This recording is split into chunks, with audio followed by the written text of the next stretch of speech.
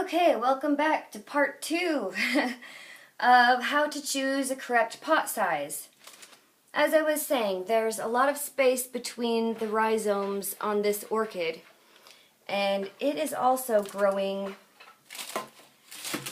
2 leads at a time. This doesn't just grow 1 at a time. So if I choose a pot that is going to have room for 2 years growth, that's going to be, let's see, if we've got 1, 2, maybe 2,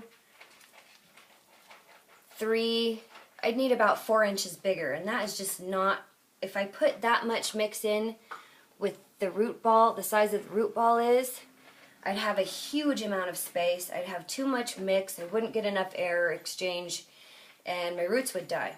So what when you get to about 6, 7, 8 inch pots, you're going to have to start changing your potting methods. But with this one, this is about a 5 or a 6 inch pot.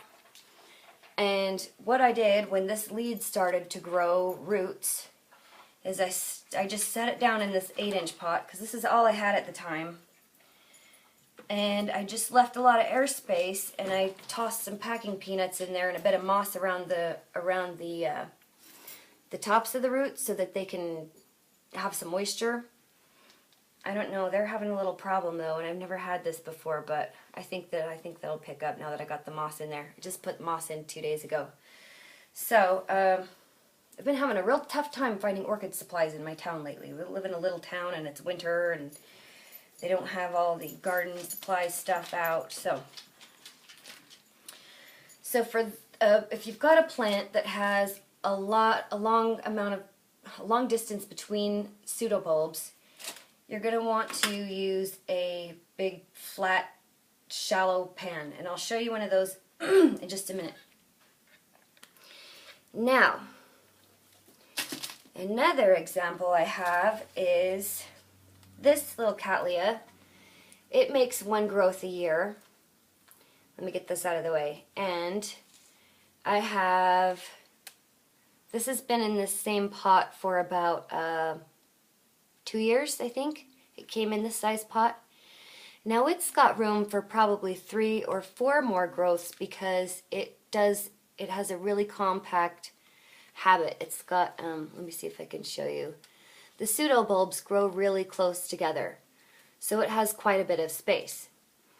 Now, since this is technically overpotted when you think about the general rules, because it's got more space and the roots, I don't know, there's a good root ball in there, but typically this would be considered overpotted, except I have what's called a 4 inch pot rule. If you've got a plant in a 3.5, 4 inch pot, it's pretty much safely overpotted because the pot is small enough that it'll get a lot of air exchange. The problem with like having an orchid with not that many roots in a big pot, as I said before, is it stays wet too long because there's no roots to absorb the water and your lack of air exchange. So once you get to a 7 inch pot, you've got to start potting differently, and I'll do that when potting for specimen plants. That'll be a separate video. But this one, so this one's perfectly fine in its pot, over potted, because it's in a 4 inch or smaller pot. Technically this could be in about a 2 inch pot that I think is about 2 inches, and it could have been in there for 2 years or so, because it just had, this was the growth that was the lead growth when I got it. So let's see, 4 inch pot rule. Right, I think that is everything I wanted to talk about that.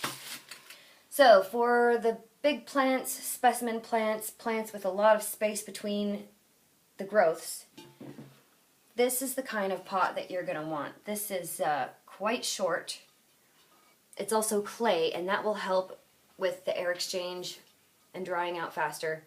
This is a bulb pan, and I think they're also called azalea pots. I think azalea pots are short and squat like this as well. And this is, I think this is a 10 inch, no, this is an 8.5 inch. So that plastic must be a 7 inch one. But this Cattleya skinneri is going to go in this pot as soon as the next growth starts to root. So this is, or I don't know, if I could just pot it on, maybe. Anyway, okay, so I think that is everything about pot size. The next videos will be what kind of pots to choose, how some orchid pots can be very dangerous. I'll have a video about how to safely overpot your orchids, and how to pot specimen-sized orchids as well. That kind of goes in with the how to safely overpot. So I hope everyone sticks around and watches the other videos. Please subscribe if you like this and give it a thumbs up. Thanks.